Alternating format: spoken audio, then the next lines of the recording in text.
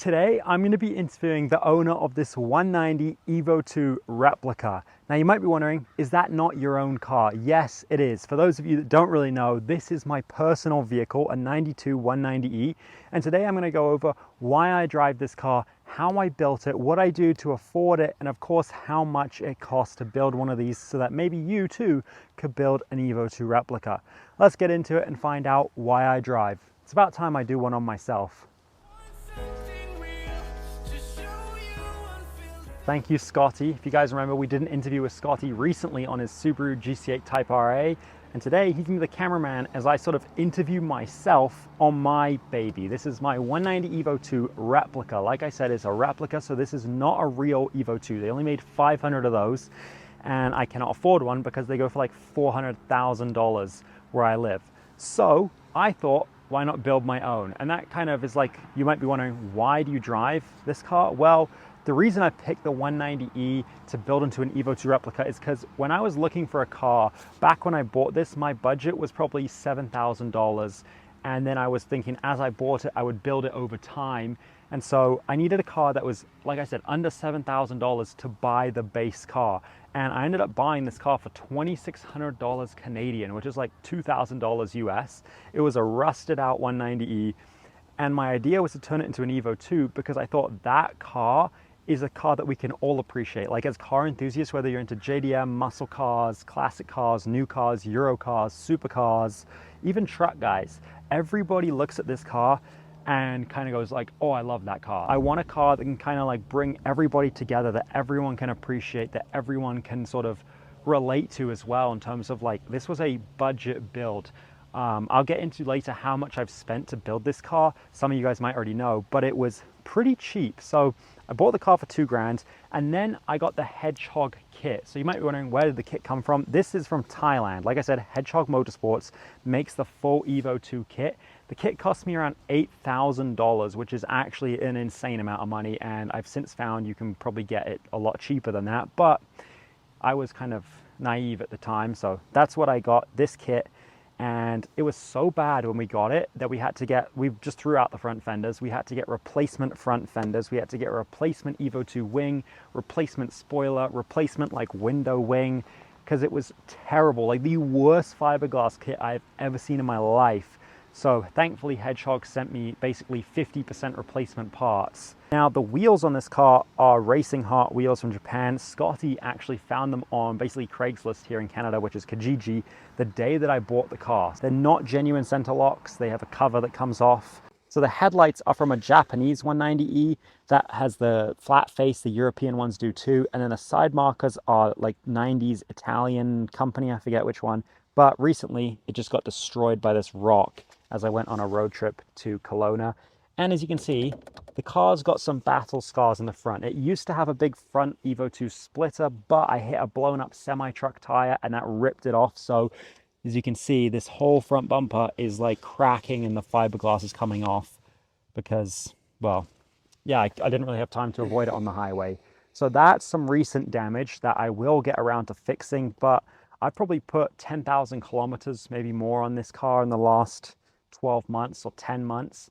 So things happen that you can't control, and it's not a daily driver, but I just road tripped this car 14 hours to Kelowna and back. We've wrapped it in Innovatec Snow Blue. This is a Porsche color, and I got it from the Bowden Autos Carrera GT. So I saw that car, I fell in love, and I wanted the baby blue because I thought this color would stand out. Everybody would recognize it, and they would just appreciate the color. I think it looks really good on this car. And I didn't want a black Evo 2 because 500 of the real ones are all basically black. So the interior, if you want to come check that out, it's all original, pretty much. Dark blue. It's still an automatic because I would love to have this car engine swapped and transmission swapped to a manual with maybe an inline 6 like M104 or something, but I don't quite have the budget to do that right now.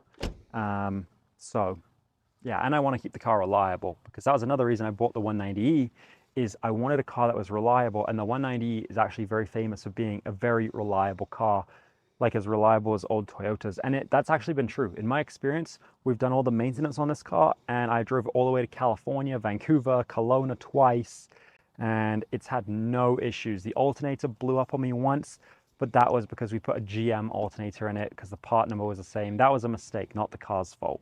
How much has it cost me to build this car? Well, like I said, the kit was $8,000. The wrap was like another $1,000. The wheels were like $700. And all up, we're into this car with labor and everything for about 30,000 Canadian, which is 21, 22 at the time, USD. And I think that is a pretty cool car for $20,000 US.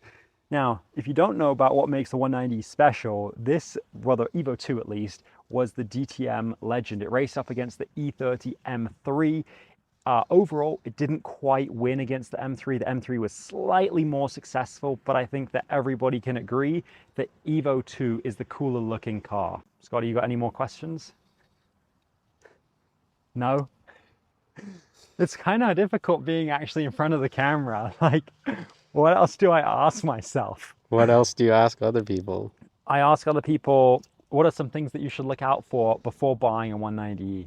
So if you're looking to buy a 190E, some of the things you should look out for are rust. That is a massive one. This car had so much rust on it when I bought it, and it still has some rust that we didn't cut out. We did about 80% of it, but they rust out a lot depending on what country you live in. If you're in like Arizona, it doesn't matter.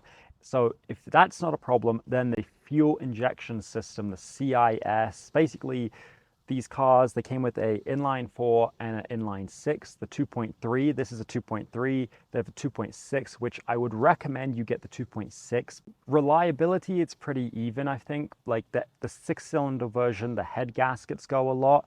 The 4-cylinder version doesn't really have that problem, but it can also happen. They're pretty reliable cars. When you buy one, just do your maintenance. Once you've done that, you should be good. These cars are pretty reliable. Parts are really cheap for them. Like I did every single piece of maintenance that you can think of, around $3,000. I guess we'll now go on a drive and I'll show you what it's like to drive the 190E and find out how I basically afford this car and what I do for a living. So let's go. Oh my goodness, it is rainy and muddy out there, but I had to get the B-roll. Now we're gonna go for a drive and I'm gonna show you guys why I like the 190 and go over some more questions about how I afford this car, what I do for a living, and yeah, just more information about this car. So, it starts every time, never lets me down.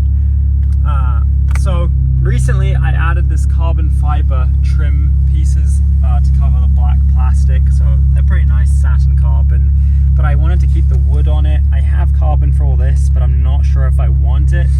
So for now, that's just staying wood. Now this is the original interior. Like the dash is not even cracked, which is crazy for almost 300,000 kilometers on this car. And when TJ says he installed the carbon fiber, he means he watched me install the carbon fiber. Yeah, Scotty installed it. Let me just take my jacket off. It is pouring rain out there, but what else am I gonna do but get the B-roll, get the shot? So if you want a 190, you can drive this car all year round. Like it's fine in the rain, as long as you have good tires. I do recommend if you buy a 190, check the date on the tires because chances are they're probably old. Now, they did make a manual 190E, but I could not find one, so I got an automatic because they're extremely rare. They have a dog leg transmission in the real Evo 2, which is pretty cool, but very hard to find, and if you do find one, they're very expensive. They have the mono wiper, which is kind of famous for that on this car.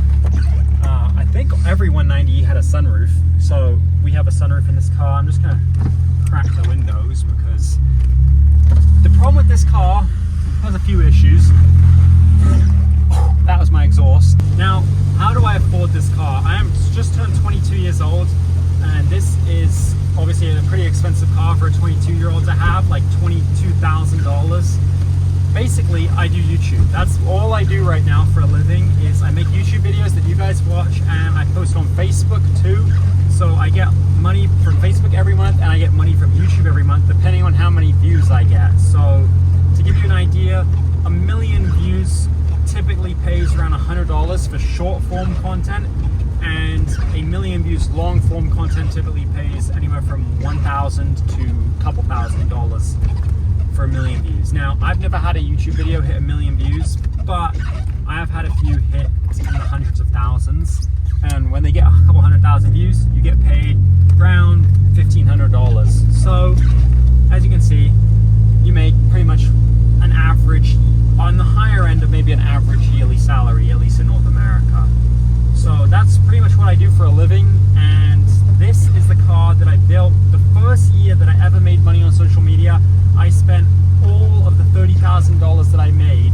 I think I made like $36,000, and I literally spent $30,000 off them building this car. So I put everything I had into this car. I kind of risked it all, because if it didn't pay off and get views, then I just kind of spent $30,000 to have a cool car, but didn't make any money back from it.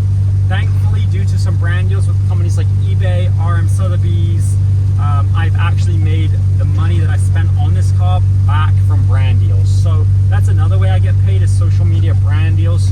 I don't get too many of them because my channel doesn't have as many views as a lot of bigger channels, but I still get some brand deals, and that's great. That helps pay for this car and make up for what I spent building it. Now, why do I do YouTube? I do it because this is what I always wanted to do my whole life. It was my dream. I'm building this car. I built it as like a mobile business card, so that when I drive this car places, people would reach out to me and be like, hey, I love your car. You want to do an interview with me and my car? So I used to post a lot more content about just my cars, but I found that wasn't very fulfilling. Like, I didn't really enjoy it personally. I much prefer, you know, interviewing other people and like sharing their enthusiasm over what makes their car cool and special. That's why I do the Why I Drive series. And I do drive this car to some interviews around Calgary. I drove it down to California to do some interviews last year at Car Week. And this car is going to be at a car show in Calgary on August 9th. It's the Lift King Customs Show. So if you want to see this car, it will be there. Now let's see how fast it is. Well, you can't see the speedometer, but as you can tell, it is not very fast. Look, we're about to get gapped by an Infiniti SUV. Like, they're not even trying, and we're just getting destroyed. I'm at 4,000 RPM. There we go. Scotty, do you have any more questions for me that you can think of? I think I've covered like everything, really. I think you have. Yeah, I've probably covered everything twice. But yeah, that's pretty much it. This is why I drive a 190E. Summary is, I built it because I figured this was the coolest car I could build for around $20,000. That would bring the most eyeballs that I personally love, and also that would be somewhat reliable. And this car has actually proven to be quite reliable. So overall, I would recommend anyone that wants a 190E should definitely get one.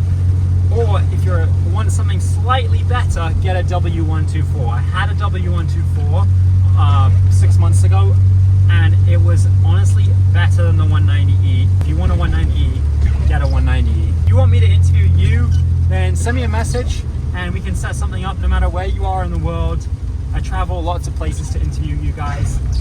Thanks for watching. Remember guys, never ever quit on your dreams, and I'll see you in the next video. God loves you.